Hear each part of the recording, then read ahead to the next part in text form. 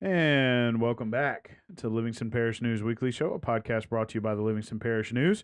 My name is McHugh David, publisher and editor of the news, and this is podcast number 2 I'm doing with this gentleman here. I'm going to let him introduce himself real quick. Buddy Mincey Jr., a state rep from the Denham Springs and Walker area, District 71, and I'm also running for Senate District 13, which is a 100% Livingston Parish district. And so we have just a lot of information coming out of this most recent legislative session. We're recording this Monday, July 17th. Of course, you'll be in a special session starting Tuesday, July 18th, where y'all are going to be discussing some veto overrides. But we already discussed sort of a general legislative wrap-up. If you go to www.livingstonparishnews.com/podcast, you can go watch that one. This one is more focused on, okay, budget's out. What's the capital outlay portion of it? What's Livingston Parish going to get out of that? A lot of real granular details here, a lot of chewy bits. And one of my legislative shortcomings is capital outlay. Because I know the struggle I have, and this is probably some bias as a citizen, is just the number of steps you have to take to get anything built in Louisiana. So I'm going to kind of give you the wheel on this one. I'll kind of give you a prompt and we'll talk about it because there is some background for a lot of these things. But first and foremost, we're talking Cook Road Extension. Obviously, if you've been on Pete's Highway or been on the other side over there behind Academy, you will see some progress going. Tell us a little bit about where that stands. Yeah, if I may, McHugh, just kind of give you a little bit of a breakdown of the capital outlay process before we get started into the details of what we have in Livingston. You know, capital outlay generally comes out in a session in HB2. Capital outlay, which is all your infrastructure requests. What happens is the governor initially, he establishes and provides us with his version of HB2. So that goes to the first step. It goes to is the House Ways and Means Committee, which I'm on. We take that basically the governor's version of capital outlay and we make it our own. So he can submit all the priorities and all the projects that he has. He gives them to us, and then we amend it from there. It leaves the committee and it goes to the House floor. It can be amended there. Once it leaves the House floor, it goes to the Senate committee, Rev and Fisk. And then once they make their amendments, it goes to the Senate floor, and they can make more amendments, and then it comes back to us. If those amendments on the Senate floor come back to us, we just vote to approve it. If not, we go into a conference. And our conference report, basically, you take 3 members from both houses. They go in and they develop a report and they bring us the bill and what's in it. We vote yes or no. So the capital outlay is it's complicated, but we're fortunate in Livingston Parish. I've been on Ways and Means, and Senator Pope's been on Rev and Fisk, and the Speaker of the House has been Clay Shake Snyder. So Speaker Shake Snyder is 55% of his district is the southern part of Livingston Parish. He's been very supportive of Livingston Parish. So consequently of all those stars aligning, we've been very effective in what we've brought in to Livingston Parish. And let me just say this, a lot of the work that was done before I got there was when Senator Pope, who was a state rep at the time, was working with Senator Erdy. So they provided a good foundation for the things that we've been working on, and we've taken it, we've just expanded it. But we've been very, very successful in capital outlay all 4 years that I've been there. I'm very proud of it. And I'll just go through and just kind of touch on some of the projects we've got and answer any questions that you may have. The first one that you talked about was Cook Road Extension. That's a project that's been ongoing for a long time. We finally got it funded. We got $3 million this year in P1. Let me tell you what P1 is and elaborate on that. So P1 is basically money that is allocated for you to be spent that year. P2 is money that's basically set aside that you can bond if you don't spend all your P1 money. And then P5 is just a balance. So if I got a $10 million project and I get a P1 of $1 million, I've got $9 million that remains. We've only got so much capacity in P1 and P5. So you max out that capacity and it maxes out the projects that you have. But P1 is a really good thing. Non-reoccurring funds is basically cash money that gives you an opportunity to start a project immediately. So I'll just go through these and kind of elaborate a little bit on them. Cook Road Extension, we got $3 million in that. That project, if you've been by there, they've made some tremendous progress. They're expecting a November 24 completion. Of course, that's pending weather and that type of thing, but they actually think they can beat that schedule. I want to talk about Jubin widening. Jubin widening is in the roundabout at 190 has been a hot topic for us in our area. You know, it was shut down for the longest because of utility relocations, and then it became a contractual issue. So that project basically was on stall for 2 years. 2 years it sat idle. DOTD has been able to resolve that contractually. The same contractor that was divided into two contractors. You had one who had the roundabout, and you had one who had the widening. They've combined that into one, and they are working on a project now. We're glad that they're working. They still got some issues to work through, but we're working with them on that. But that completion of Jubin Road is expected right now to be January of 2025. And of course, that depends upon the weather as well. Another key part of that whole system up there is the Eden Roundabout. It's supposed to be bid August of this year. So that's going to be a roundabout at the end of Eden and Lockhart. So that's going to be a big improvement. Highway 64 and 1019 roundabout. This is up there at I guess Frog's, Gary Talbert's business, up there on Magnolia Beach Road. That's when 1019 and 64 meet. It's a tremendous safety issue. This was a new project for us in 2021. Senator Pope and I put it in. We put it in and started it in capital outlay. It's since been funded as a safety project. But that project is on the move, and it's supposed to be bid in May of 2025. Around about at 447 and 1025, this is Arnold Road and 447. We got a $500,000 right now in P1. Total on the project is $2.5 million. It's supposed to be bid in 25, 26. But this is one of those projects that Senator Erde, he got DOTD to start working this in 2019. They did an evaluation of it and came up and said that it justified having a single turning lane roundabout there. So that is in the works. Jubin North Extension, one of the first, I mentioned earlier about the process for capital outlay. But one thing I want to just take a moment here to explain. Senator Pope and I have been meeting for the last 2 years with the Department of DOTD, Capital Region Planning Commission, the Mayor of Walker, and Mayor of Denham. We've been strategically trying to identify projects and solutions to our infrastructure in Livingston Parish, specifically in my district. And once we've identified that, we've been trying to set sequences, and we've also been trying to go after funding. We've also been talking with Gerald Burns, and the Gerald Burns and them. That's let's get it straight. The Livingston Parish Master Plan Review Committee. And when I first got to the Capitol and started working on capital outlay, the first thing I did was I called Gerald and said, "Hey, what's the parish's number one priority?" And they told me that it was the Jubin North Extension. There was some funds that was already allocated for that, but it was not in the capital outlay process. So one of the first projects I started was the Jubin North Extension. Currently, we've got $3 million in there in P1, a total of $6 million, including the P5, and it's going to be bid in 26, 27. There's some other funding sources that are involved in that.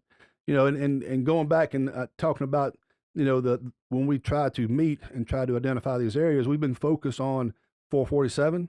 We've been focusing on Jubin. We've been on Range and then Forest Club Road. All four of those main arteries to the interstate we've been trying to fix. Range is very complicated. Range has got about 6 or 7 phases to fix it. The first 2 phases we got new capital outlay this year. It's a Demco Road. Demco Road's been talked about for 20 years.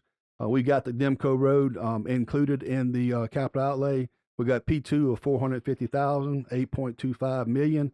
Demco Road is basically going to start at Demco, and it's going to go straight east and tie into the Cook Road extension. There'll be a roundabout there, and it's also going to have a road that's going to go south and tie into Vincent or Rushing. Other project we got in that Range Road corridor fix is the Home Depot improvements. This is we got $400,000 in P2 this year. We got $3.2 million total in the project. This is a new project for us this year, but we basically are going to do some improvements on the Home Depot Road, so you can come down Range or come down Vincent and Rushing rather, and then you can go northeast on Home Depot, and it'll take you to the Demco Road. Widening the 447 and I-12 overpass. When I first started in 2019, before I started, there was $450,000 in the project. Senator Pope and I got $27 million in there right now. We got $1.7 million that's going to P1 for this year. And we're basically going to 4-lane 447 from the interstate to Buddy Ellis, and then 3-lane it all the way to Joe May. The only piece of 447 that remains, other than some improvements north of the interstate, is the overpass bridge, which is the chokehold right now.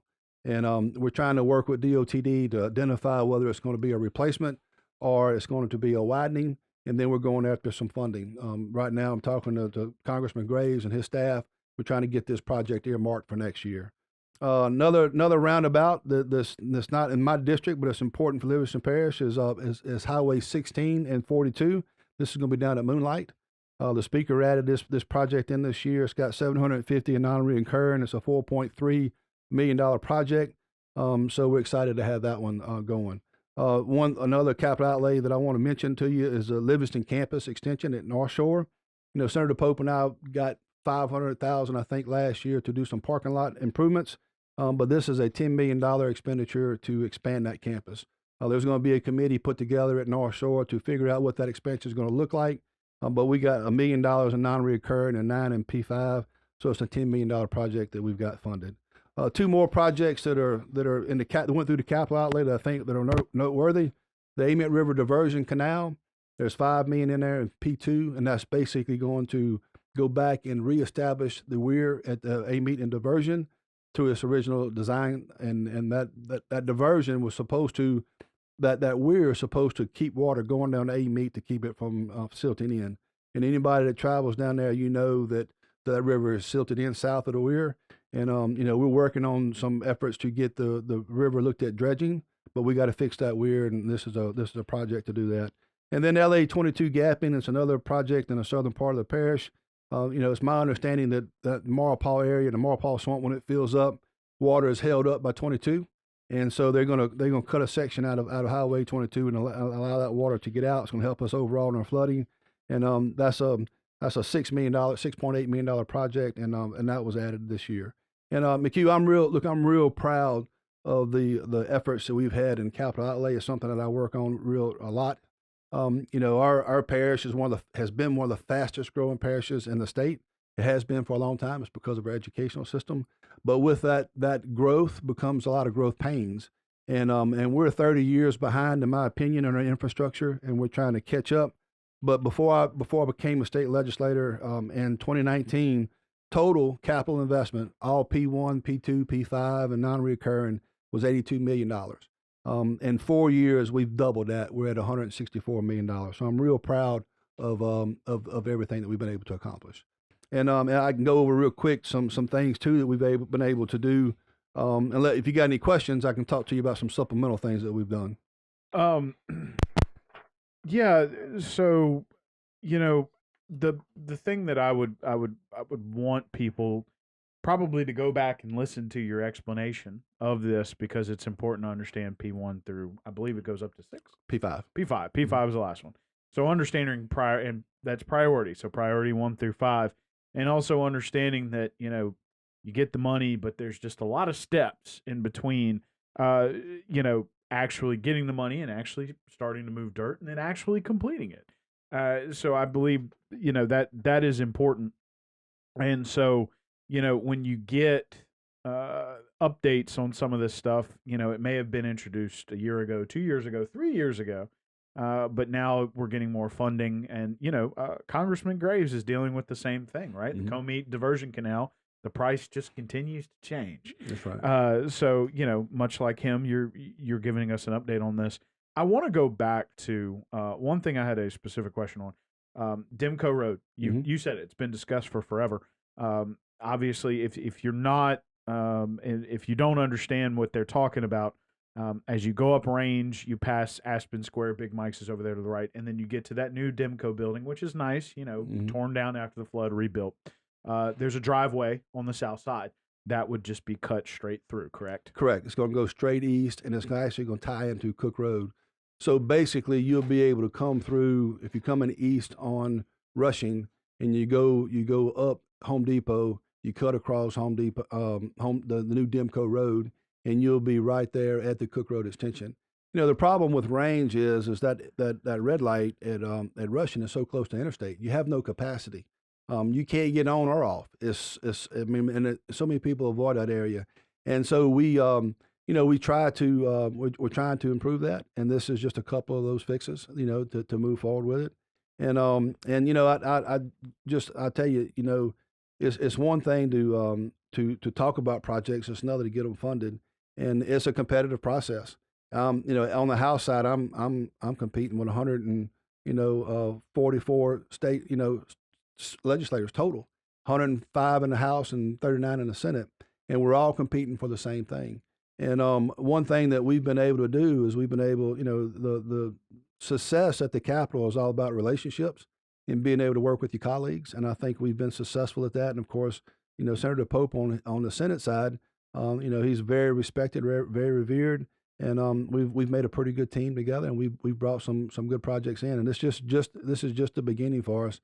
We're going to continue to work hard and provide for more. So the other question I had was, you had discussed that on the other side, as part of the Demco Road project, that there would be some sort of cut through to Rushing Road. Correct. Is that part of the Home Depot Road improvements? They go together? It is. We've got, basically, we're getting two roads in one. So basically, if you're coming down to Rushing, and coming west from 16, and instead of going, past the McDonald's, you'll be able to turn right and go north and hit the Demco Road, and then turn back west and hit the Range Road. So it's just, again, we've got about 6 or 7 phases, and these are just the first state parts of those that we're getting funded.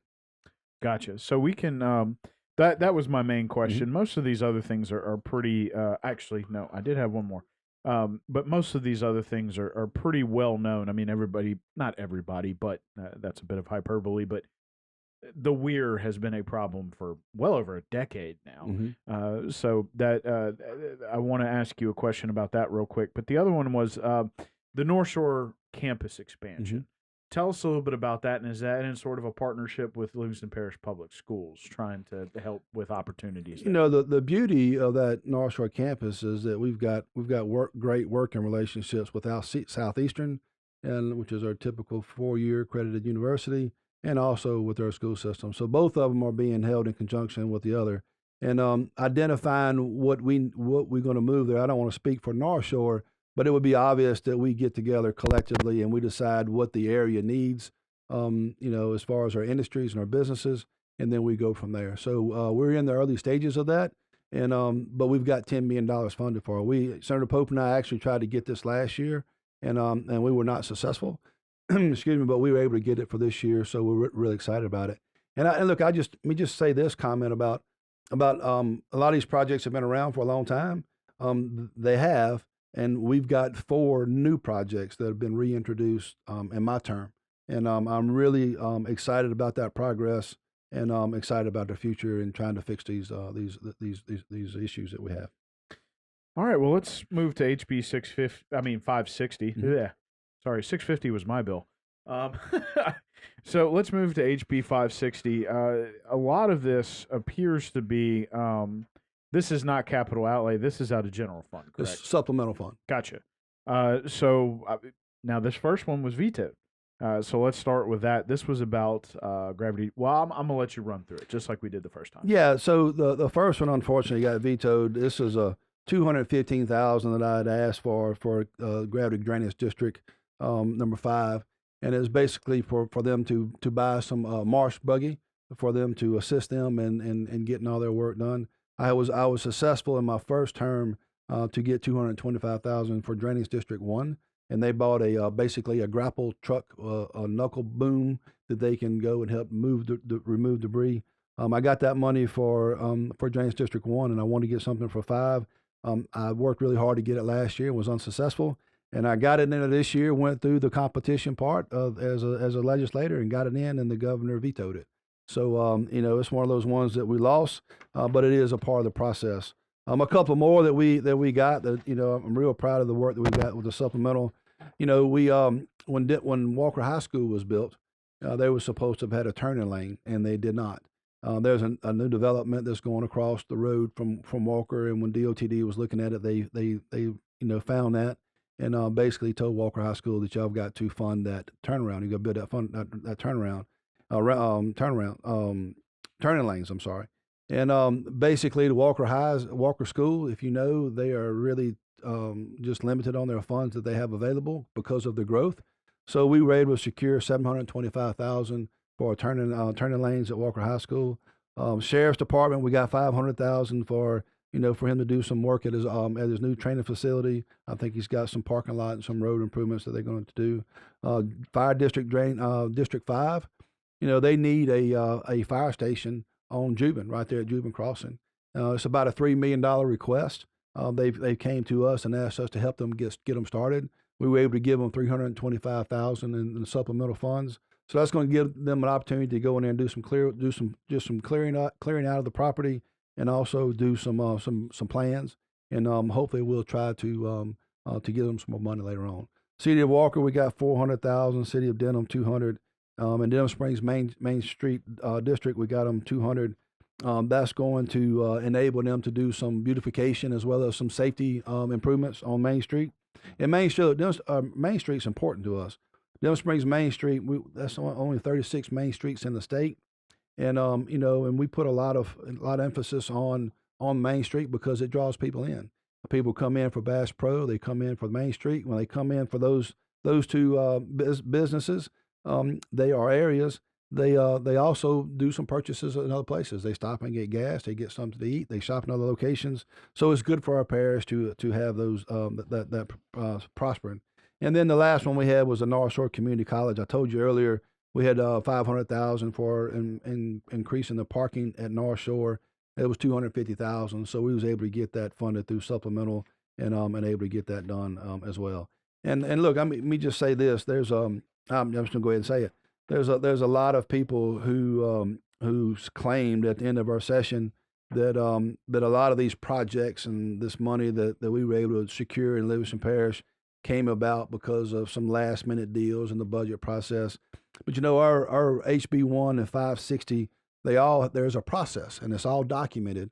Your first version starts off as your original, and then you've got an engrossed, and then you got a re-engrossed, and then you got a re-engrossed. So you can go back and look at the history of those projects, and you will see that the vast majority, if not all of these, were in the original versions of HB2 and 560. So there was no deal cutting, just a lot of hard work.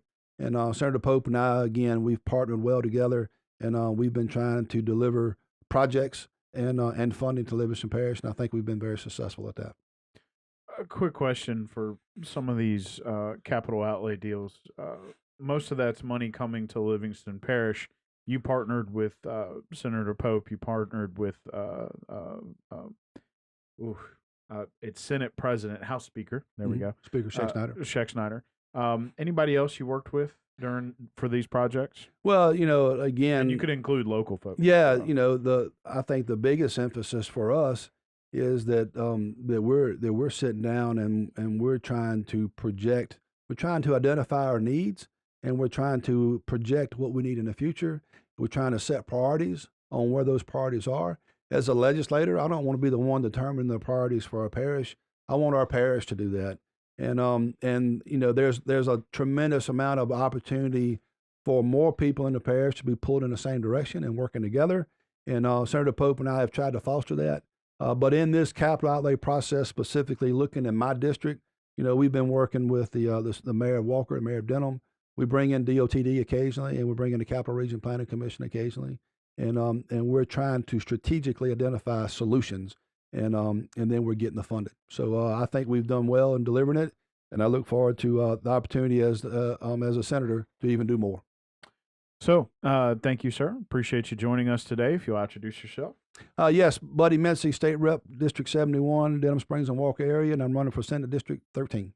And my name is McHugh David, publisher and editor in the news. Appreciate this guy for joining us. Once again, this was our second of third podcast that we're recording on Monday, July 17th. This one will probably be running Wednesday. If I had to guess, you'll be in the middle of a special session at that point, and we've got one more coming up after this.